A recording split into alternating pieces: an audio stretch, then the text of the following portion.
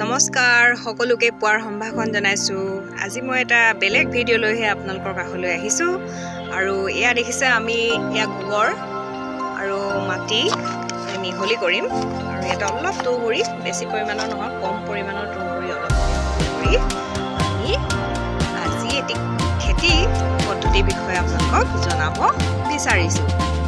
এয়া আমি গোবৰ মাটি আৰু তুঁহগুৰি মিহলি কৰিছো। তুঁহগুৰিটো অলপ পৰিমাণে দিলে ভাল, বেছিকৈ দিব নালাগে, তেতিয়া আমাৰ মাটিখিনি লাগি নধৰে বা টান হৈ নাযায়। এতিয়া মই আপোনালোকক দেখুৱাব বিচাৰিছো আমি আজি কি খেতিৰ কাৰণে মাটি যোগাৰ কৰিছো।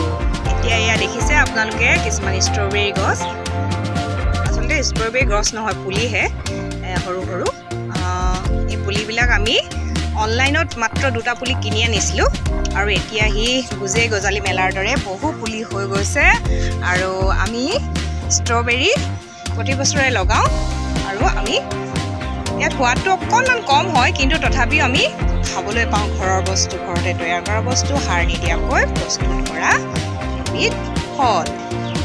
এয়া লতাৰ দৰে বগাই যায় আৰু এনেদৰে পুলিবিলাক হয়, আপোনালোকে লতাবিলাকৰ পৰা পুলি হৈ হৈ গৈ থাকে। এটা পুলি হ'লে তাত লতা ওলাই লোৱা আপোনালোকে ঢেৰ পুলি পাব, তাৰ পৰা আপোনালোকৰ ষ্ট্ৰবেৰী খেতিটো এইদৰে বাঢ়ি গৈ থাকিব।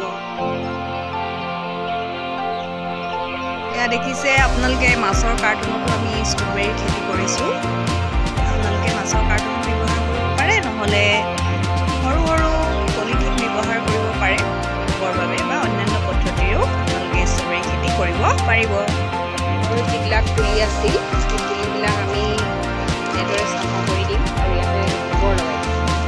এতিয়া পুলিবোৰ স্বাস্থ্যৱান হ'ব, ডাঙৰ ডাঙৰ ষ্ট্ৰবেৰী হ'ব।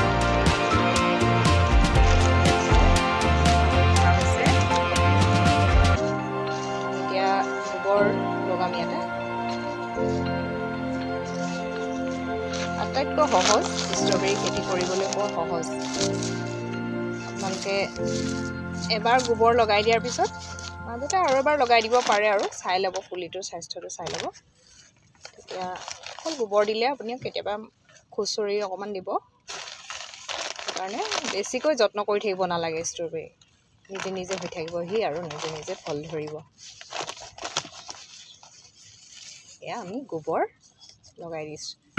সাৰ প্ৰয়োগ নকৰিব, কিন্তু কেৱল গোবৰেই ব্যৱহাৰ কৰিব। এয়া আপোনালোকে দেখিছে আমি পুলিবিলাক কাটিং কৰি আনিছোঁ, এই ৰুবৰ বাবে সাজু হৈ গৈছে। আপোনাক মই পুলি এটা দেখুৱাই দিছোঁ।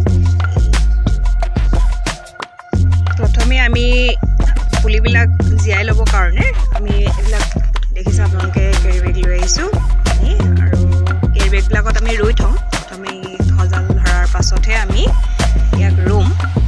যিহেতু প্ৰথমে আপুনি ডাঙৰ পাত্ৰত ৰুই দিলে মানে পুলিটো ভাল নহয়, গতিকে আমি প্ৰথমে সৰু এনেকুৱা কেৰি বেগত ৰুই ল'ম আৰু তাৰ পাছত যে পুলিটো ছাঁতে ৰাখিম।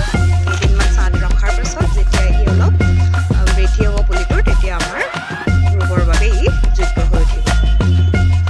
এয়া আমাৰ শ্ৰীমানে মাটি ভৰাই আছে কেৰি বেগবিলাকত, প্ৰায় ৰেডি হৈছে আৰু। এয়া আপোনালোকে দেখিছে আমাৰ ইতিমধ্যে 30টা আমি কেৰি বেগত মাটি ভৰালোঁ আৰু এতিয়া আমি পুলিবিলাক ইয়াতে লগাম। ষ্ট্ৰবেৰী পুলিটো ল'ব আৰু এনেদৰে ধুনীয়াকৈ ৰুই দিব। কম কমকৈ পানী দিব যেতিয়া প্ৰয়োজন হয় আৰু ছাঁত ৰাখিব।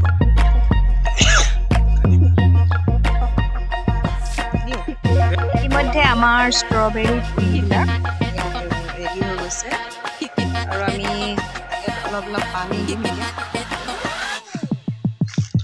কমকৈ পানী দিলে হ'ব।